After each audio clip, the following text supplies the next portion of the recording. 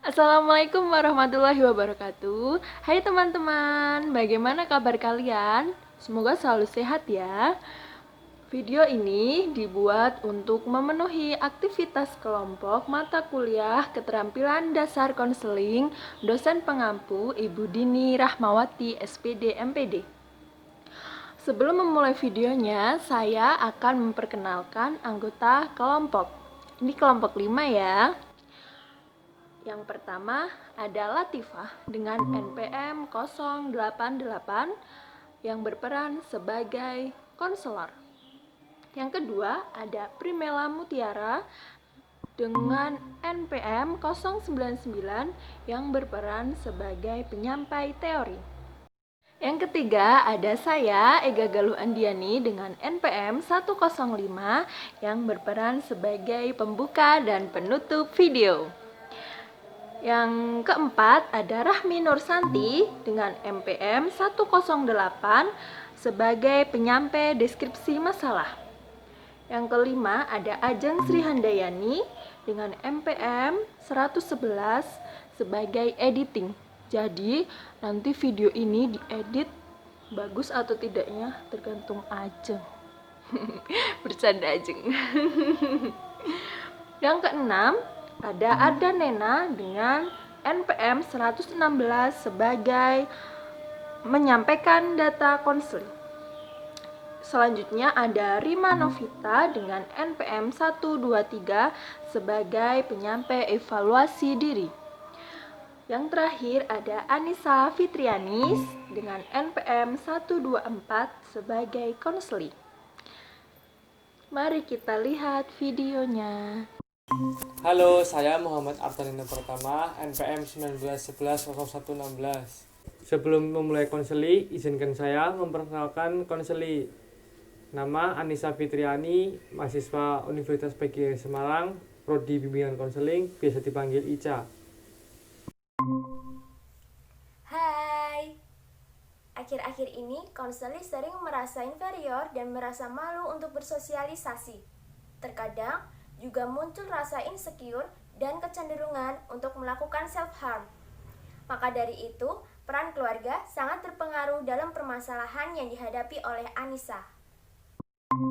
Sebelumnya, di sini saya akan menjelaskan tentang teori malu bersosialisasi, self-harm, dan insecure. Yang pertama ada malu bersosialisasi. Malu bersosialisasi adalah perasaan menyakitkan yang membuat seseorang merasakan dirinya menjadi hina, tidak berdaya, serta tidak berharga yang mana berdampak negatif pada perilaku interpersonal. Yang kedua ada self-harm.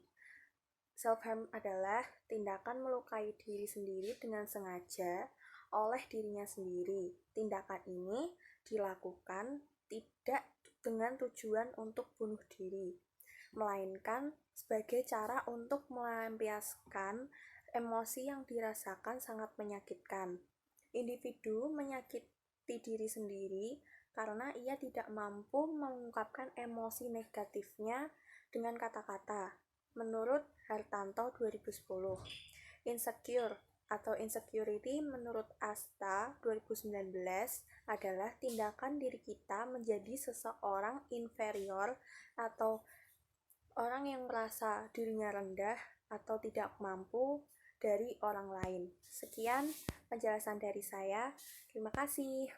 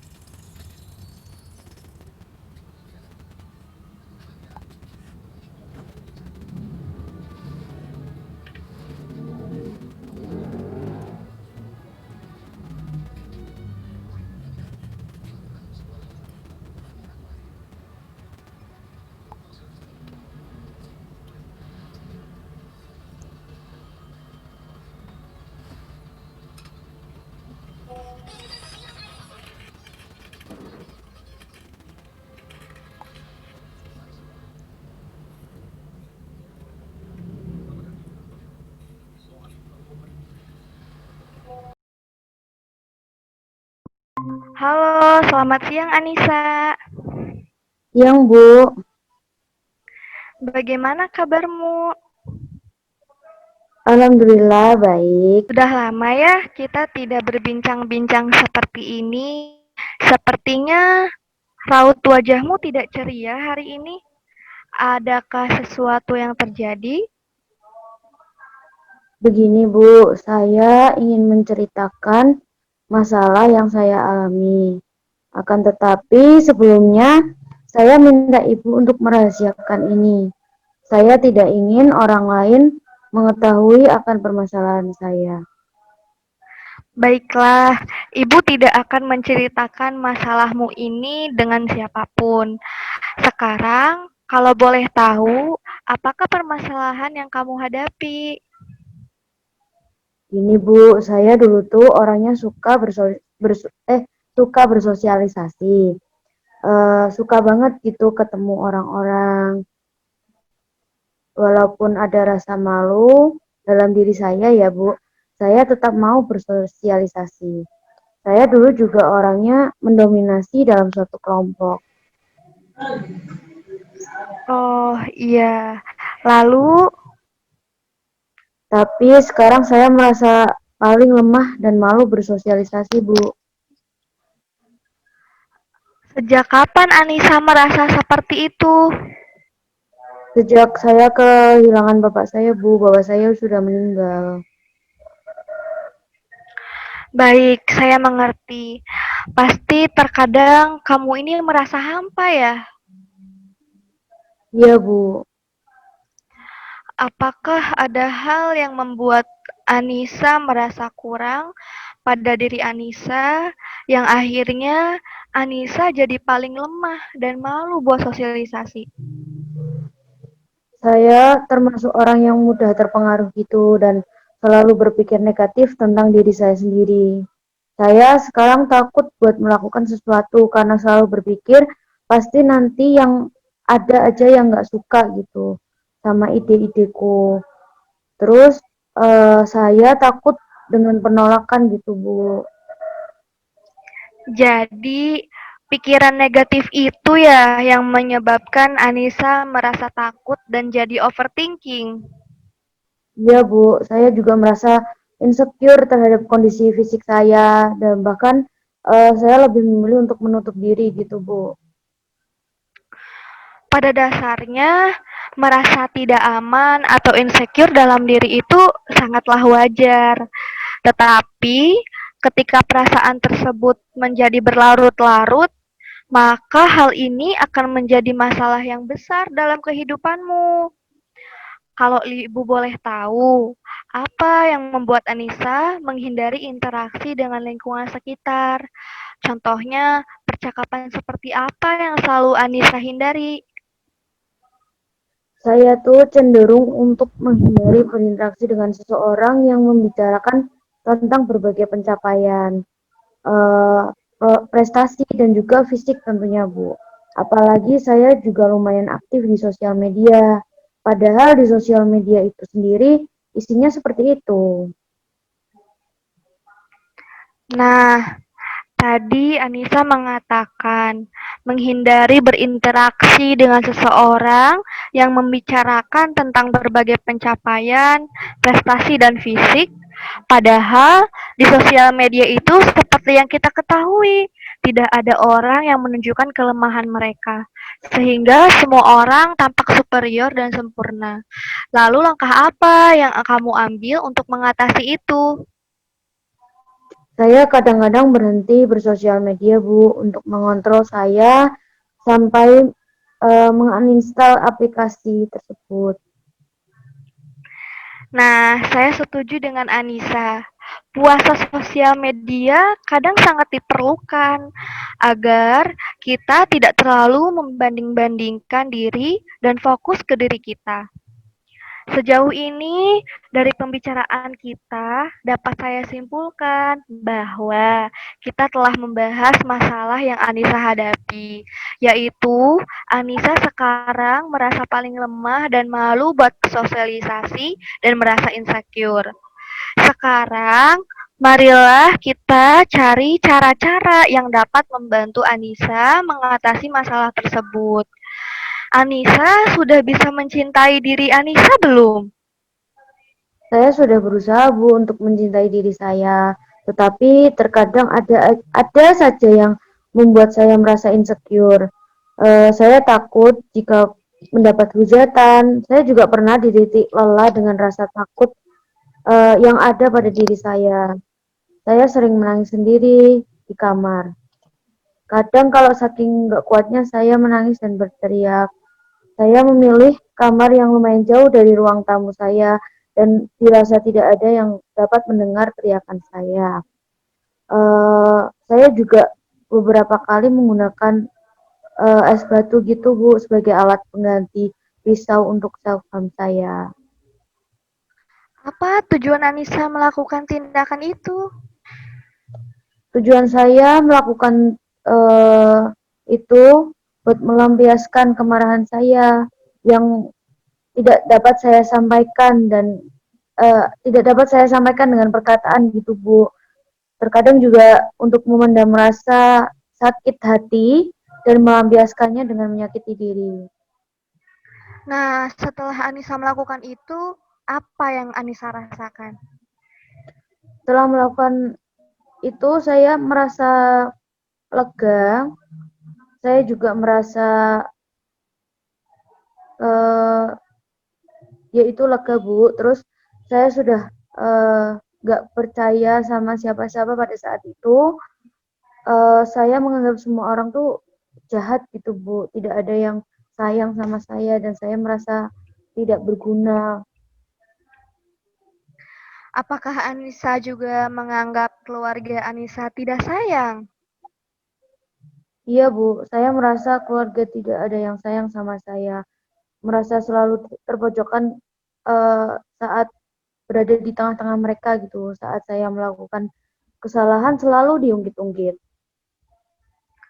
Coba pikirkan lagi mengenai itu, sebab itu adalah ibumu sendiri. Dan jika Anissa membencinya, itu akan merugikanmu dan orang tuamu. Berat memang. Ketika kamu hidup dengan sikap orang tua yang mungkin membuatmu tertekan, seolah-olah kamu menjadi beranggapan bahwa tidak ada hal yang bagus yang ada dalam dirimu, sehingga muncul rasa kurang berharga. Perlakuan dari orang tua Anissa mungkin membuat Anissa belum mengalami bagaimana rasanya diapresiasi. Ibu juga melihat bahwa komentar negatif dari orang tua rupanya cukup membekas di Anissa. Wajar saja jika Anissa merasa terluka dan sakit hati mendengar komentar negatif. Apalagi ini dari orang tuamu sendiri. Bahkan komentar negatif tersebut tetap terbawa dan sepertinya membuatmu semakin tidak percaya diri atau membuatmu menutup diri dan merasa kesepian. Di sisi lain, ketika kamu merasa kesepian karena tidak berharga, hal itu mungkin akan semakin memperbesar keinginanmu untuk melakukan self-harm. Baik, Bu. Hmm, Terima kasih banyak, Bu, masukannya. Dan saya juga bilang tadi, yang Ibu bilang tadi itu sangat sesuai dengan kondisi saya saat ini, Bu. Iya, Anissa. Sebagai kesimpulan akhir dari pembicaraan kita tadi, dapat Ibu kemukakan bahwa sebelumnya Anissa suka bersosialisasi dan mendominasi dalam suatu kelompok. Sampai pada akhirnya Anissa merasa insecure terhadap kondisi fisik, lalu Anissa berusaha mencintai diri Anissa agar tidak insecure. Anissa juga merasa takut menerima hujatan sampai pada akhirnya ketika merasa sudah tidak kuat, yang dilakukan menangis, berteriak, dan mencoba menggunakan es batu sebagai alat pengganti pisau untuk self-harm. Yang sebenarnya menggunakan es batu ini dapat melukai tubuh Anissa. Telah banyak yang Anissa ungkapkan sehingga membuat kelelahan. Sepertinya waktu yang kita sepakati sudah berjalan 30 menit ya. Bagaimana perasaan Anissa? Saya merasa sangat terbantu, Bu. Baiklah, Ibu akhiri sesi konseling ini. Selamat siang, Mbak Anissa. Selamat siang, Bu. Dalam proses konseling, dari awal hingga akhir proses konseling, konseli sangat terbuka dalam menceritakan permasalahannya kepada konselor. Pada saat akhir proses konseling, konseli sangat merasa lega, terlihat dari raut wajah mimik konseli. Itu artinya, sesi konseling bisa diakhiri di sesi ini. Di sini saya akan memberikan testimoni setelah proses konseling sebelumnya. Di proses konseling sebelumnya, saya merasa lega karena sudah mencurahkan apa yang ada di hati saya selama ini kepada konselor, dan juga konselor menanggapinya dengan baik. Konselor mendengarkan dengan baik dan juga memberikan saran yang baik, sehingga saya kedepannya bisa dapat memilah-milah sesuatu yang baik atau yang buruk bagi saya sendiri. Konselingnya berjalan dengan lancar. Saya sangat senang dengan respon-respon dari konselornya. Terima kasih. Demikian video mengenai proses konseling yang mencakup keterampilan dasar konseling telah kami persembahkan. Mohon maaf apabila ada kesalahan dalam teori dan kata-kata dari kami. Semoga teman-teman mendapat ilmu serta manfaat dari video kami. Terima kasih telah menonton dan sampai jumpa.